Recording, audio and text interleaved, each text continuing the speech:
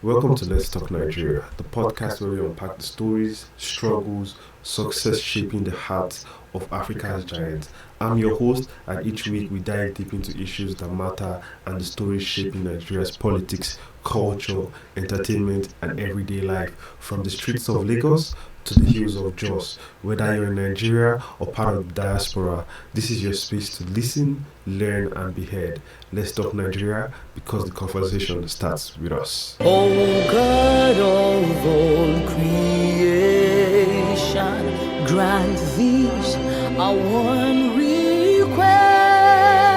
Help us to build a nation where no man is oppressed, and so with peace and plenty, Nigeria may be blessed.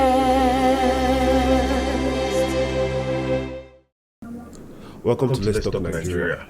I'm with one of our major guests we've had on the show, aka Ekmel, and we have a new guest on the show. Please just tell us a little bit about yourself. It's an honor to be here. My name is Joachim Ezra Kure. I'm currently doing my master's at Now University. I'm currently doing my master's at Now University in economics. I hold a BA in economics as well. My areas of interest in my research is development economics. Sorry,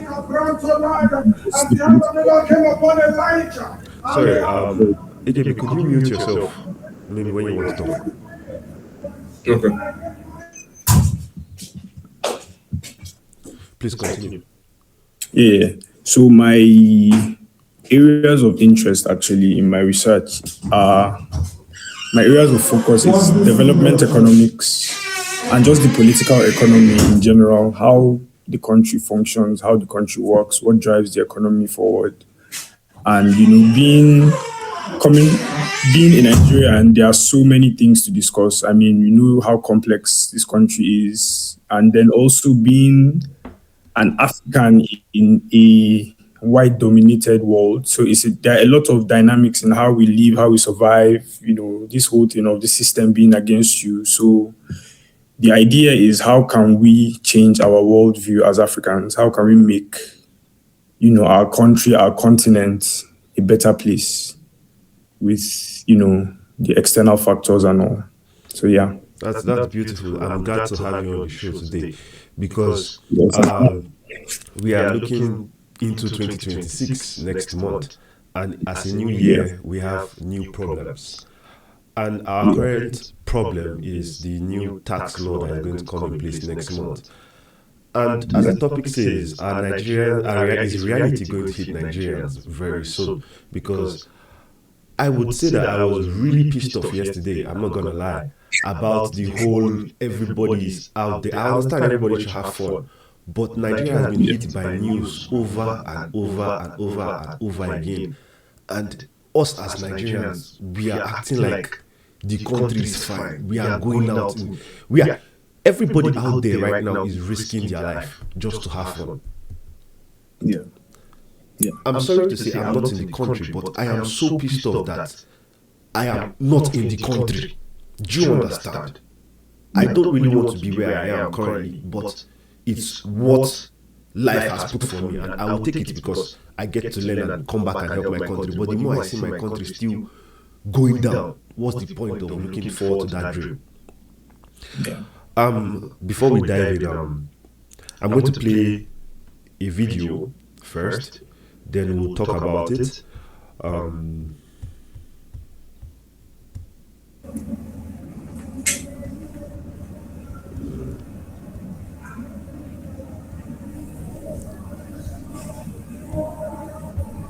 They never submit. But 2027 renewed Ori Buruku leadership. Nigerians, make I give una the clear example and illustrate demonstration of wetin dey go on for this country under master strategist leadership. For una to know say na real ori buruku, na express night we dey for this country under the master strategist and APC government leadership.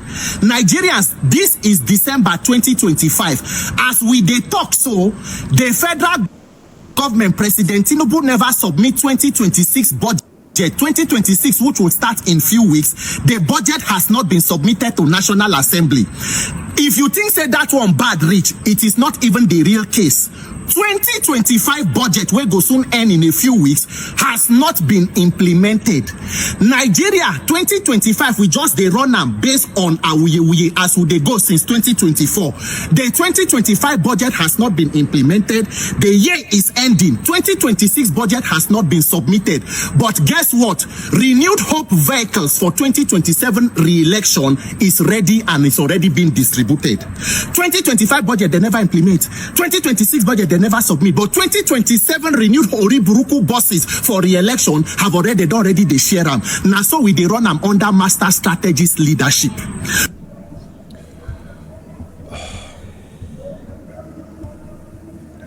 So we've watched the video. Like I said, I am doing this out of pure anger. Like, I am actually really angry, honestly. I am angry at Nigerians, not even the government anymore. Because if I was in a political position, I would understand why I should join APC. Because Nigerians don't have sense. And as a Nigerian, you can insult me. I'm a Nigerian too. We don't have sense, honestly. So after watching the video, what do you have to say? Like, we all understand that 2025 is coming to an end, and we are seeing that it has not been implemented one bit. And Nigerians are moving on a suffering and smiling scale. Is this how we are going to continue?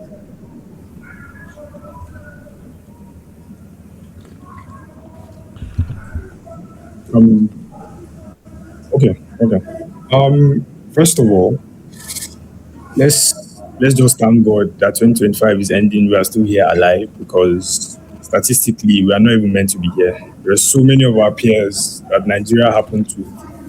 So let's just start on that note, that we are even here to have this type of dialogue. So what you said earlier about 30 December, I understand your anger, to be honest. And yes, it's clear that it's a problem. Nigerians are used to just drinking and partying their problems away. But, you can leave your problem, but your problem can never leave you. That is the truth. I think my biggest, this is not the first time I've heard of 30 December. You understand? Yeah. But we are talking about something that is going to affect you next month. We all understand that January is very long. In Nigeria, it has affected us all year. But, So, I understand, like, it's annoying, I should say. And looking at that video, we all know the truth. We all know what is happening. And we all know what is happening is bad. But that conviction to do something about it is the issue. And our government is just not for the people. That's the truth. It's for a select few. And it works with the help of a certain class of people that are in alignment with that select few, because they too are hoping to chop that national cake. Instead of them to use their position and their status to be of help to the people, they are in total alliance with that select few. Because no politician launders money in Nigeria without the help of the banks. Yet there were actual lawyers who took and defended Yaya Bello, after the alleged his cases against him. And these are people that are supposed to be of servitude to Nigerians. But because of that brown envelope, the journalists in this country, that's one big problem I have in Nigeria. There are a few institutions that are seriously derailing us back in this country. And you see, the media, the journalists, the bloggers, because you control the attention of Nigerians. Honestly, the educational sector, and to be honest, our religious institutions as well. These three institutions are central to the problems we have in this country, and they need to be addressed. And we need to address them critically, because especially with religion, there's the spirituality of religion, but there's also the politics of it. And Nigerians, we don't seem to understand the dynamics, and it's something that needs to be addressed, honestly. Okay, do you have anything to say? Yeah. First of all, reacting to the video. Again, what else is new? Poor planning, or no plan at all. Yeah. Poor execution, or no execution at all. There isn't a time where you turn on the news, you go on social media looking for the news, whichever channel you might prefer. There isn't a time for years, where you turn up and you actually see something to be happy about. And I think not only is it a bad omen, that just shows a complete representation of what is happening in Nigeria today. There is absolutely nothing to be happy about. Each time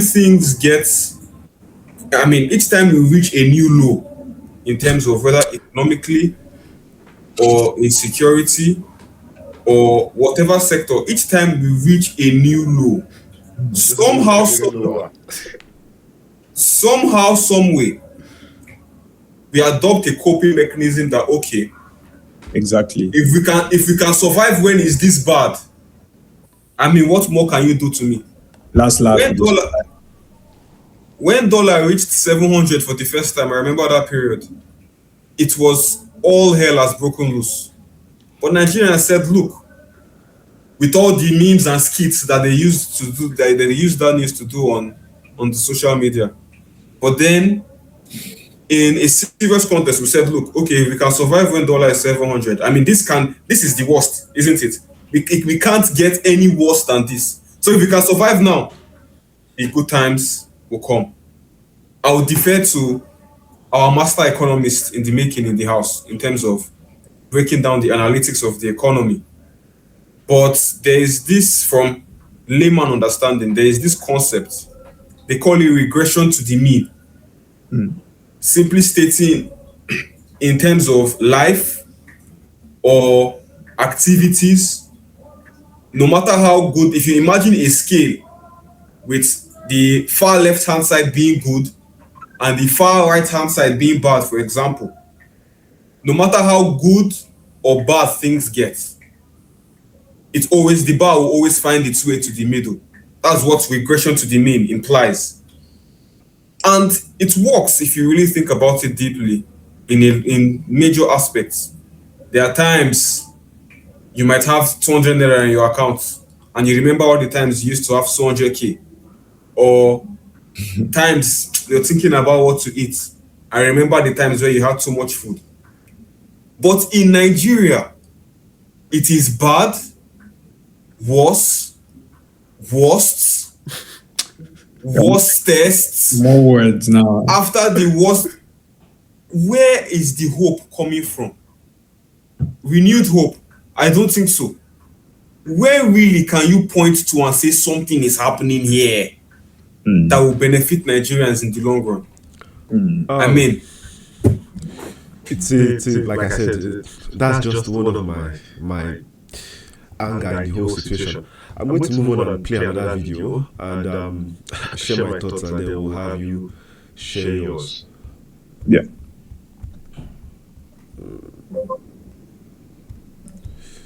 When you want to talk about what this government will do or is about to do or is doing, you need to think like a criminal.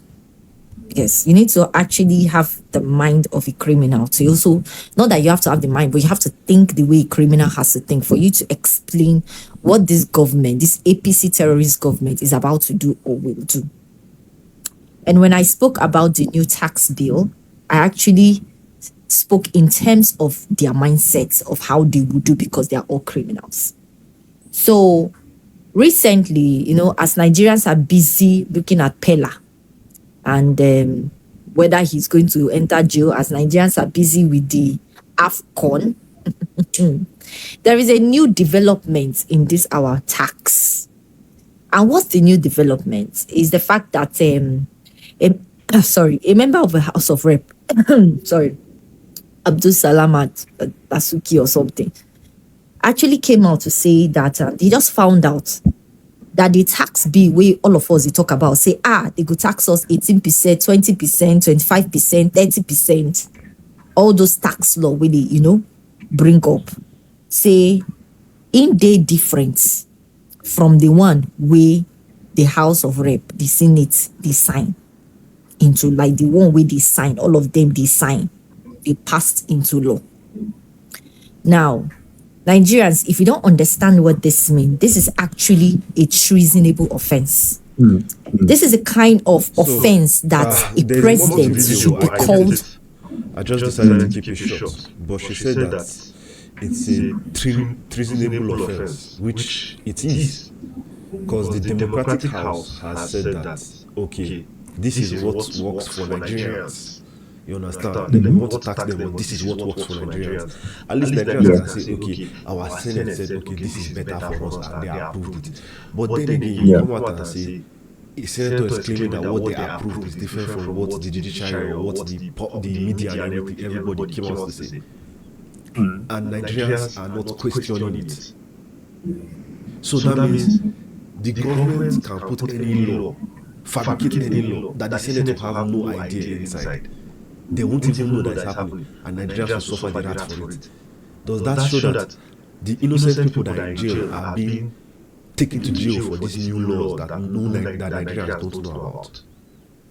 Tell me what you think about the video.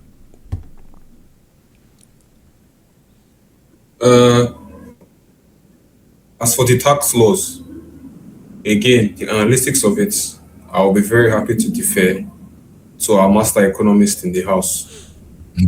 But I will say, looking at it from a surface level, I mean, if we delve deep into it, I think the number is at 800,000. So if you earn 800,000 or less annually, you are exempt from all kinds of tax, essentially. And then those who earn around from 800 and 1,000, for example, are taxed. Let me stop there. It is if you make 800,000 a year, not a month. No, yeah. I said annually. Okay. Annually. Yeah, annually. That's the number. They've structured a tax system that wants to favor the small market enterprises and the small retailers and whoever is trying to get their business off the ground in terms of less taxes for SMEs, which is a good thing in terms of trying to, when you talk about poverty alleviation, where you structure a tax system that encourages new business by taxing them less of what they are currently paying and less of what they pay in terms of small business, probably anywhere in the world. So again, I'm sure our economists will really break it down in terms of its final details. So is it something to be happy about? Perhaps. I'm willing to give this government the benefit of the doubt that they truly have our best interests at heart with this tax bill. Or are there ulterior motives as usual? Yeah. Is there a bigger game being played here that we don't know about? What do you think? But then now, focus. Yeah, I like what you said, but now let's focus on the fact that what was approved by the National Assembly is different from what was published by the executive.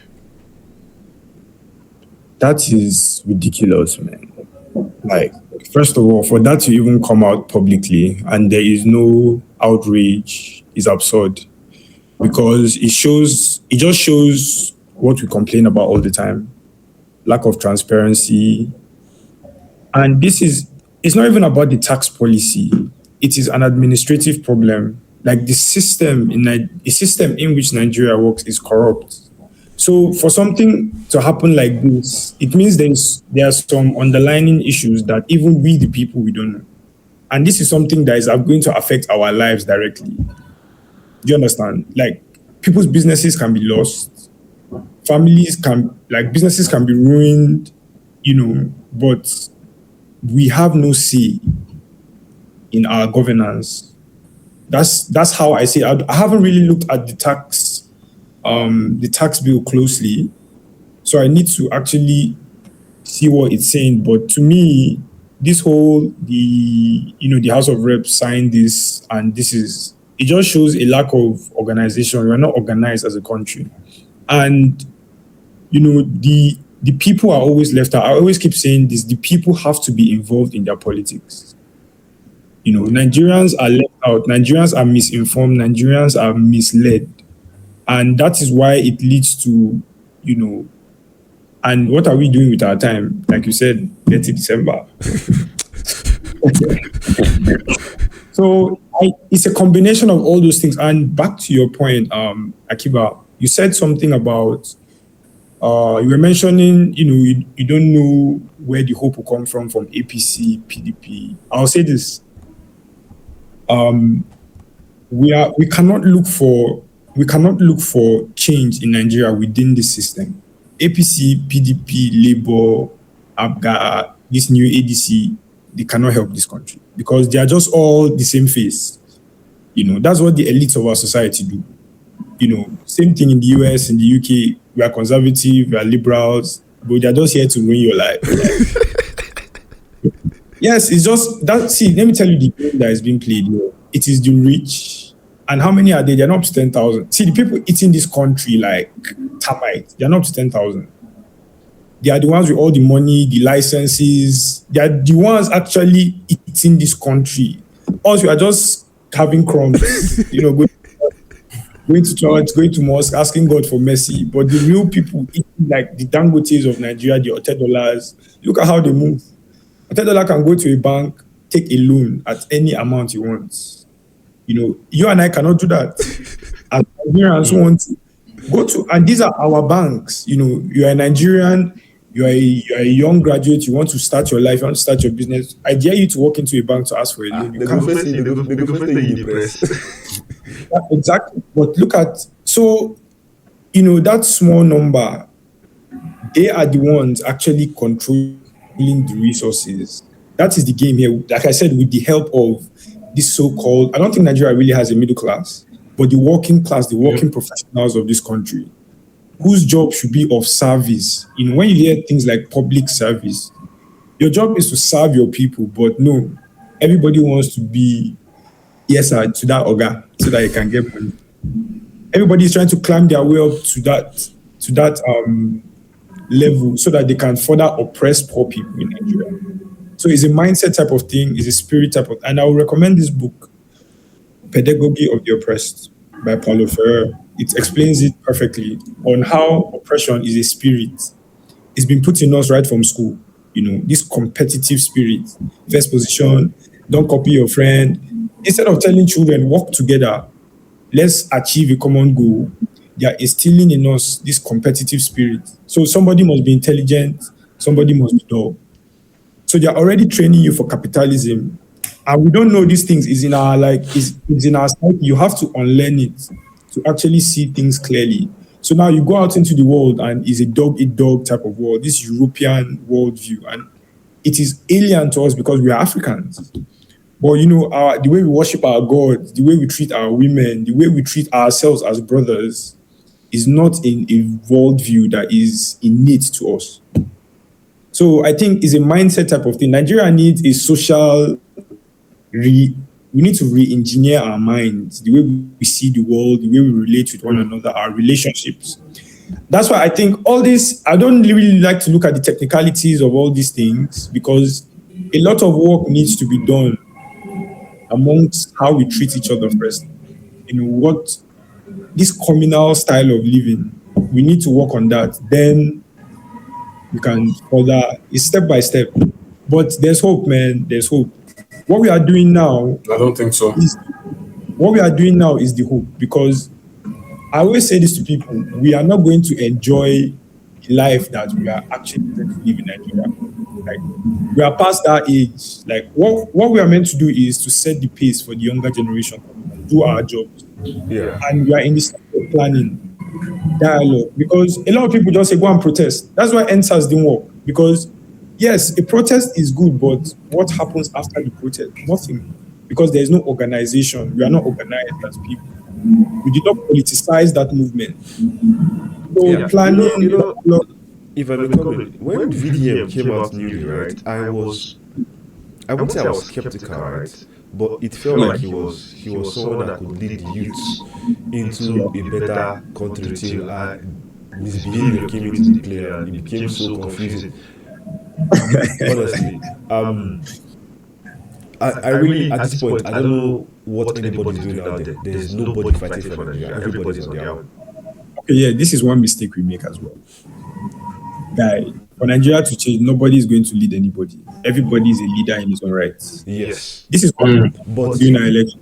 But now the issue is, if we go and you say, okay, everybody is a leader, you are going to bring anarchy.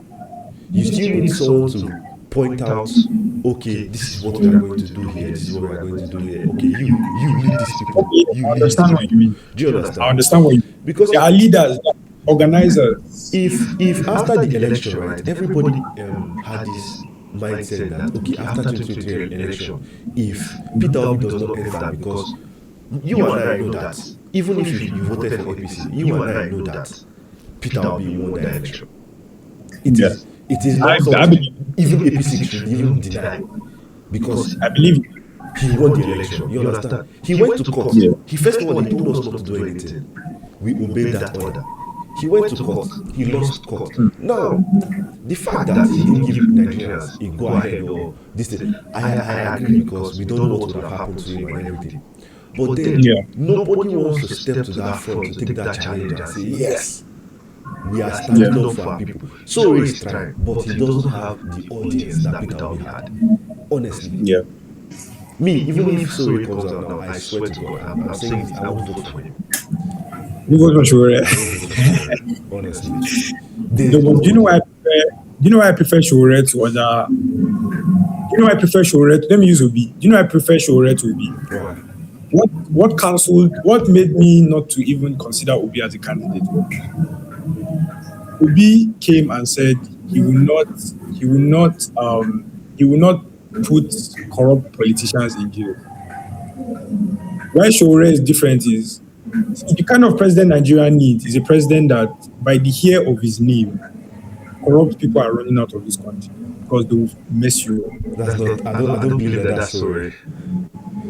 No, I feel like I don't really feel he is, because, like I always say, it is the system that has to change, not the person.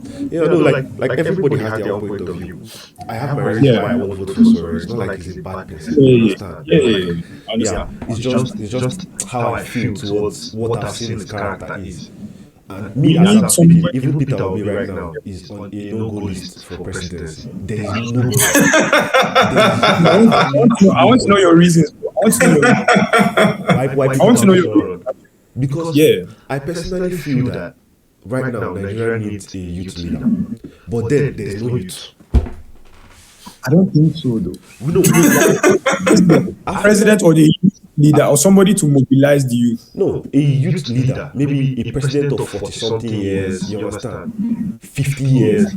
We can't have old. Don't get me wrong. Was young guy. Yaya Bello was a young man. That is what I'm saying. That's what I'm guy. That's why I'm going with the statement that there is still nobody. So it is something that Nigerians don't. If I think about it, me I get headache, because there is nobody. No. I feel it's not.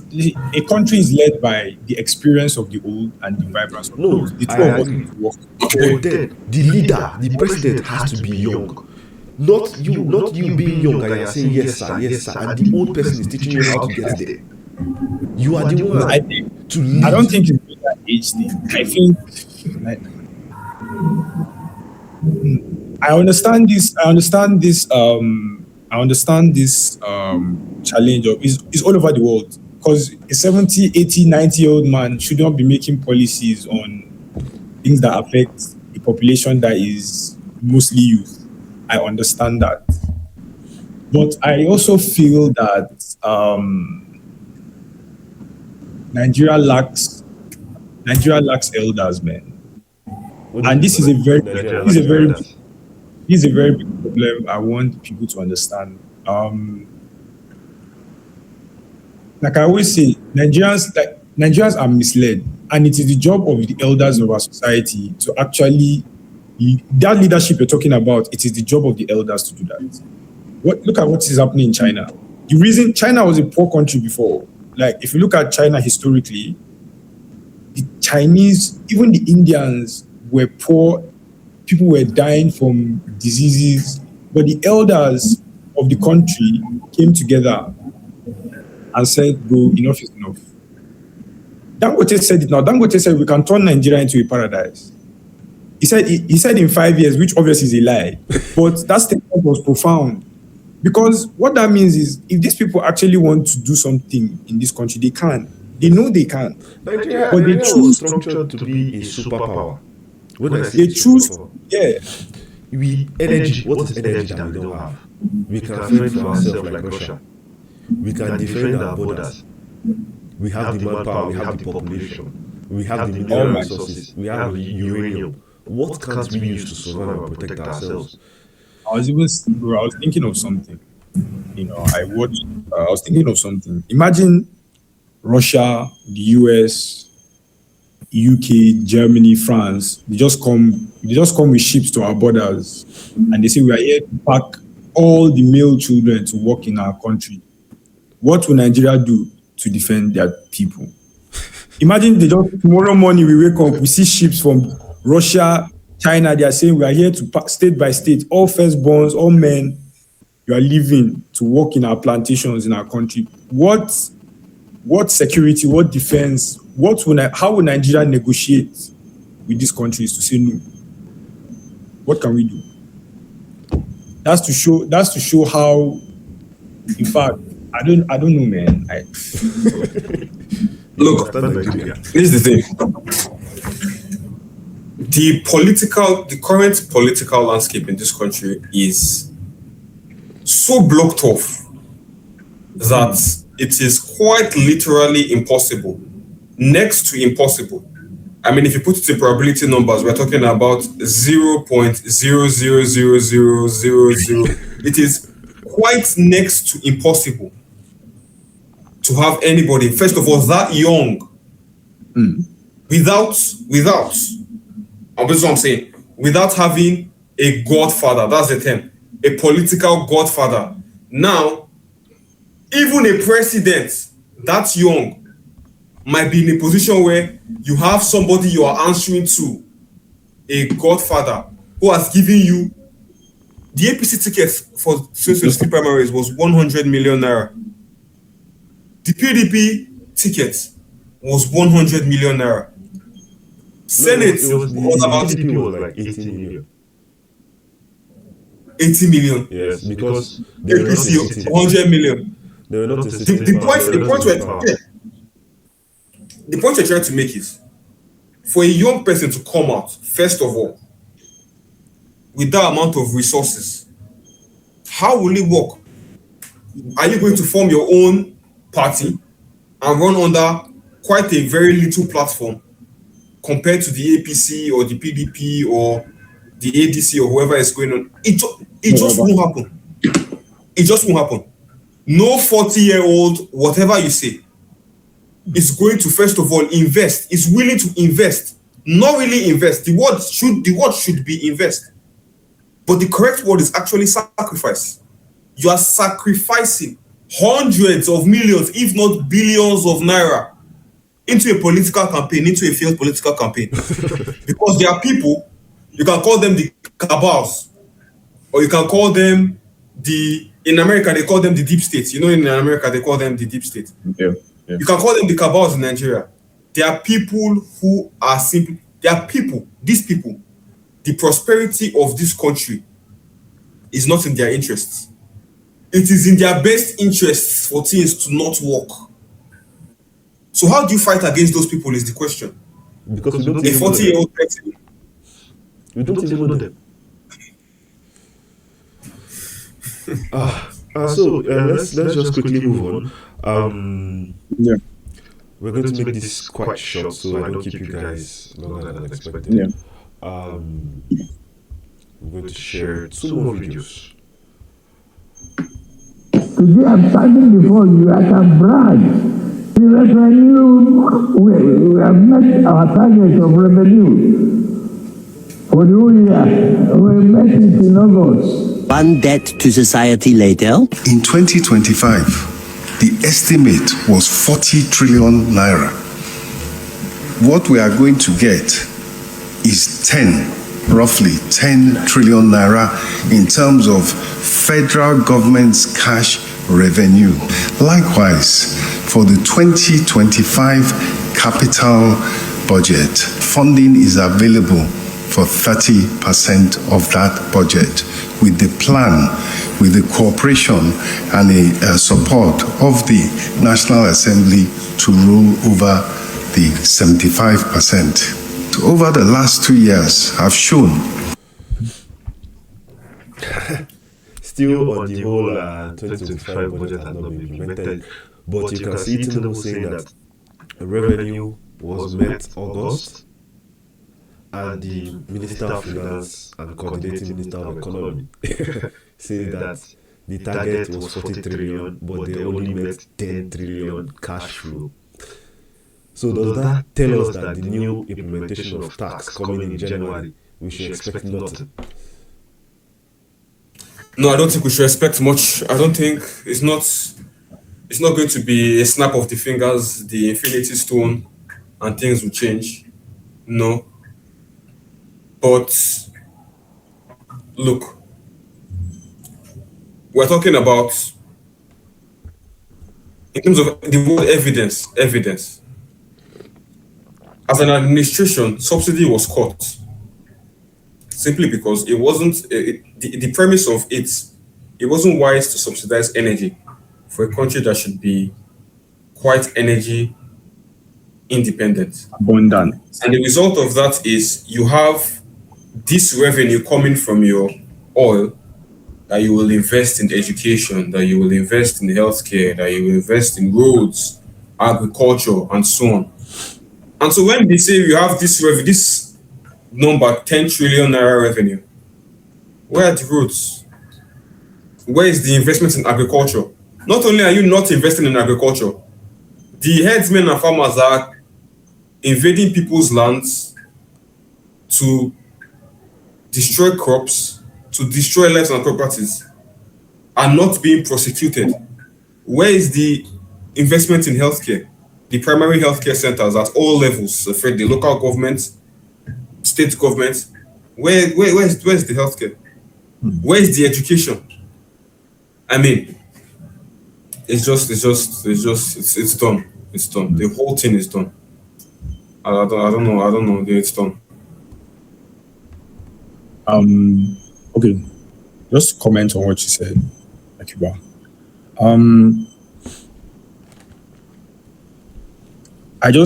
Was it last month? I read the report that how much was unaccounted for in NMPC. The figure was outrageous. The number is 210 trillion. That's the number. 210. So the money just disappeared. Yeah, 210 trillion is the number. Have you ever seen someone open bank account without signing money laundering? Now then they do one. Like, I don't understand. I honestly don't even understand how. Because I think sometimes, maybe when we see all these numbers, say, one house Lagos is 50 billion, we don't understand the gravity of these numbers. Like 200 and something trillion. I think we are asking that. We talked about that. We are asking. Yeah, and we are asking where is the investment in, or where is development in? Because I don't like to use the word investment.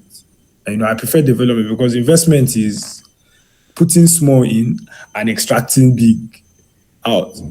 So development is putting all you can and expecting the best.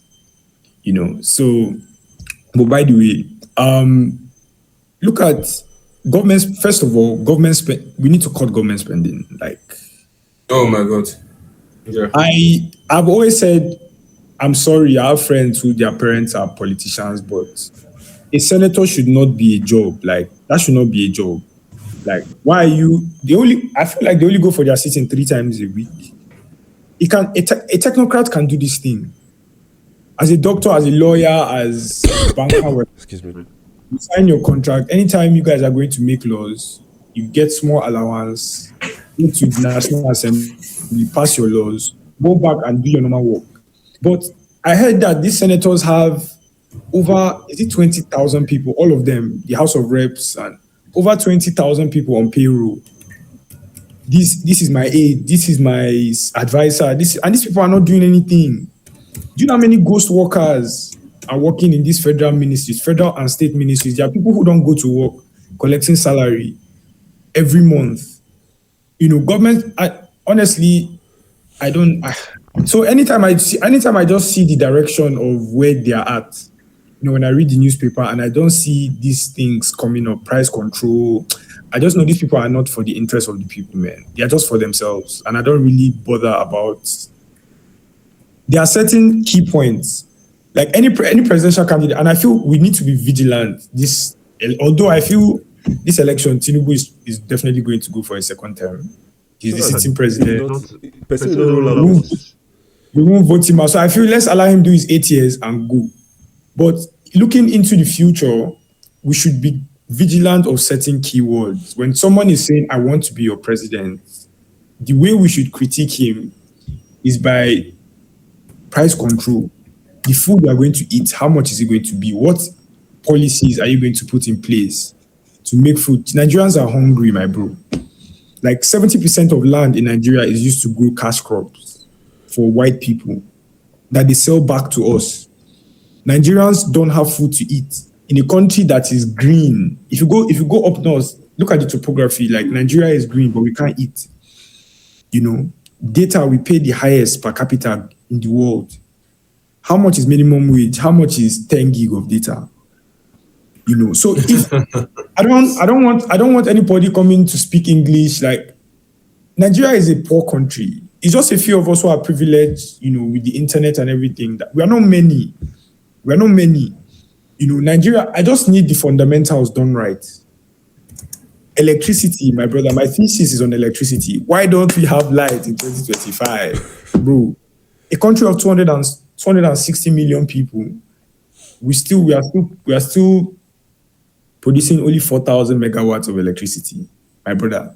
Heathrow Airport alone produces over 60,000 megawatts, thereabouts, just their airports.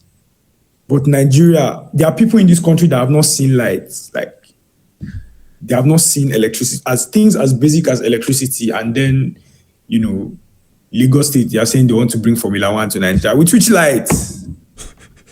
We need to get the fundamentals right, the basics, just basic things. You go to the market, you buy things for cheap. But let me talk like a politician now. But then you see all these terrorist groups using the internet. We have that's actually internet is everywhere in Nigeria. What are you saying? The terrorists. Yes, you see them post video on TikTok. Full Yeah, because the terrorists are people's employees. It's the same thing with these headsmen. There is somebody that employed these people. And these people are heavily backed, heavily armed. These people use foreign currency. Their guns are foreign. Nigeria, we don't manufacture guns. No, we do. So those guns are... We do. Yeah, but most of the weaponry, the armory, is not that these people use, is not from here. So what that means is there are shipments of weapons coming in through, and it's not just any route you can bring guns in. There are certain routes that the government is aware of, that is allowing these weapons. So you should know that there are people in government involved. So that is why they can have access to the internet. These terrorists are ballers, bro. They are rich.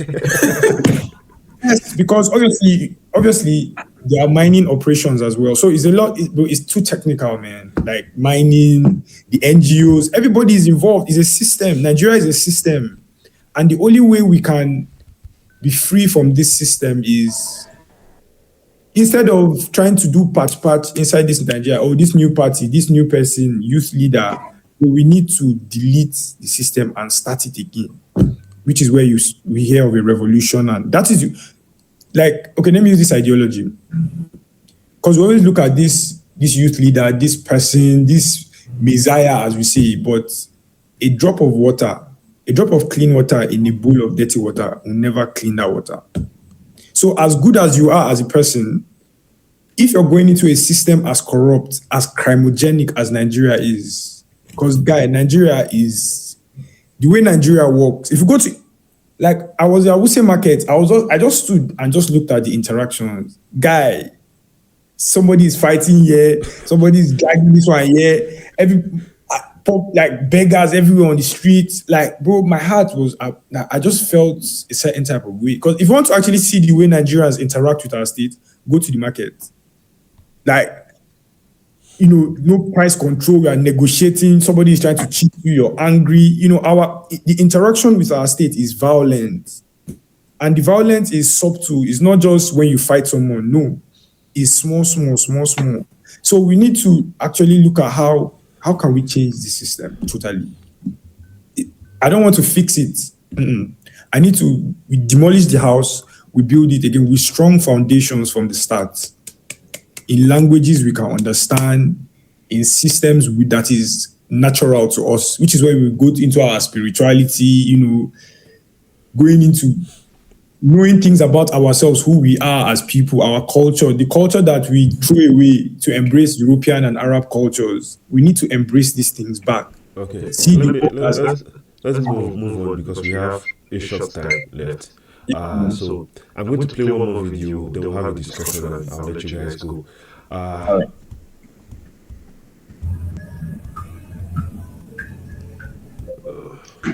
The Nigerian president said this recently. Let's listen to him. He was my friend, a compatriot, my partner.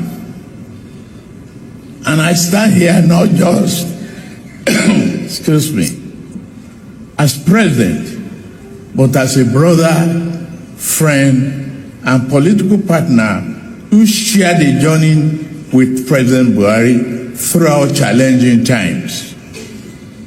Together we built a broad coalition, campaigned across the country, and proved that Nigeria could chart a new course.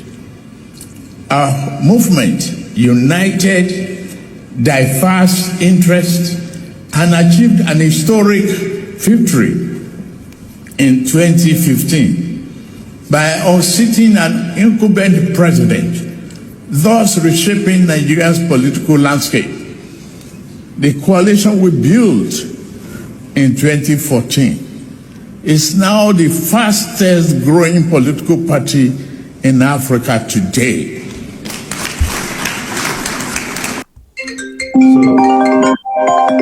So, can we just have a short statement towards what you just said?